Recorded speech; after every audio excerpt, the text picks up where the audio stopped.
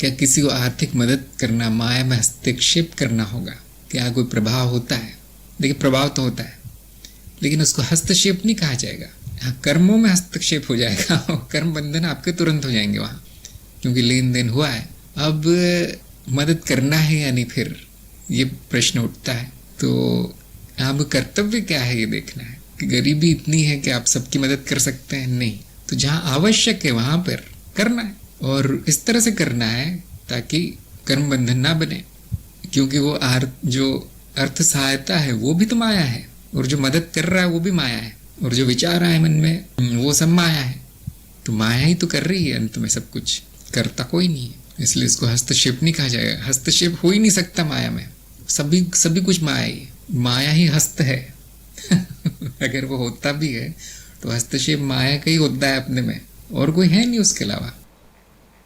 अच्छा, तो प्रभाव क्या होता है? हाँ, कर्म बंधन बनेंगे यदि आपने उम्मीद रखी कोई, यदि बदले में आशा की जाती है कुछ पाने की, भले कितनी भी छोटी सूक्ष्म आशा हो कि वो मुझे अब अपना दोस्त समझेगा, अब वो मुझे प्रेम पूर्वक रहेगा, अब वो मुझे आदर देगा क्योंकि मैंने पैसे दिए हैं, ये भी आशा नहीं रखनी, इतनी भी नहीं रखनी, निस्वार्थ भाव से देना है।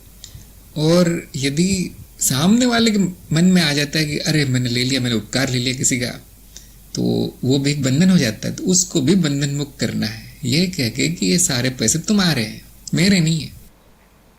योगेश ने कहा आशा भी तो अनुभव है। हाँ, अनुभव का ही अनुभव पे प्रभाव होगा। देखिए, प्रभाव की बात चल रही है, सत्य मिथ्या की बात नहीं चल रही।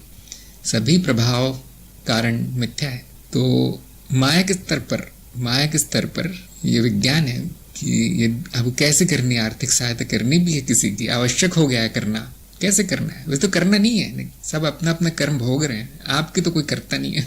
आप क्यों करते हो किसी की? सबको अपना अपना कमाना है, अपने अपने पैरों पे खड़ा होना है, स्वतंत्र होना है, किसी से मांगना नहीं है और किसी को देना भी नहीं है। और अगर देना ही पड़ जाए तो निस्वार्थ भाव से कर्म बंधन रहित होना चाहिए। तो कई बार झूठ भी बोलना पड़ता है कि देखो ये पैसे है ना, मेरे नहीं है, किसी और से लेकर दे रहा हूँ।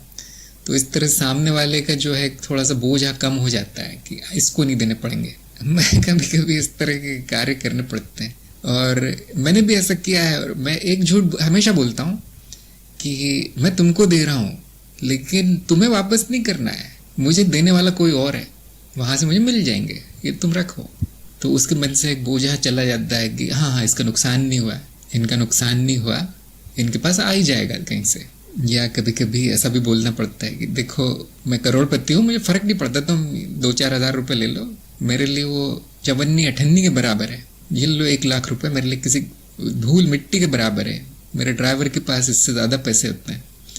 तो इस तरह से सामने वाला जो है कर्म बंधन रहित हो जाएगा। हाँ, झूठ में झूठ चलता है। देखिए, झूठ में झूठ, अगर किसी का भला हो रहा है तो ज़रूर बोलना है, क्योंकि सामने वाले में ज्ञान बहुत है, वो नहीं समझ पाएगा कर्म बंधन क्या होता है। वो तो बेचारा त्रस्त है, उसको तो पैसे चाहिए। आप जानते हैं इसके क्या प्रभाव पड़ते हैं, और आप नहीं चाहते अगर वो प्रभाव, तो वहीं के वहीं नष्ट करना है उनको। ये नहीं कि आगे देखूंगा, देखता हूँ, अगर मिलते हैं तो अच्छा है, वापस नहीं तो क्षमा कर दूंगा, नहीं देखा तो। ये सब नहीं करना हमें। तो बहुत ही व्यवहारिक प्रश्न पूछा है इन्होंने, कुणाल ने। ये जीव माया में हस्तक्षेप नहीं कर सकता। वो संभव नहीं है, संभव नहीं जीव के लिए। जीव स्वयं पुतला है माया का, क्या करेगा वो?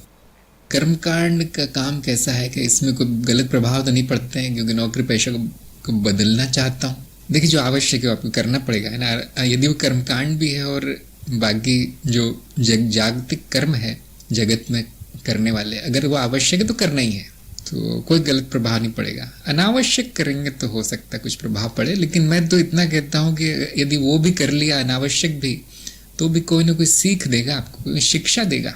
दंड भी मिलता है तो क्या मिलता है? शिक्षा ही मिलती है, उसको सीखने को ही मिलता है। तो उतर जाइए कुरुक्षेत्र में, मैदान में, युद्ध में, कर्म करते रहो, चिंता मत करो। मार्ग पर है ना, अब मार्ग पर है तो किसकी चिंता है फिर? सब संभाल लेंगे गुरु।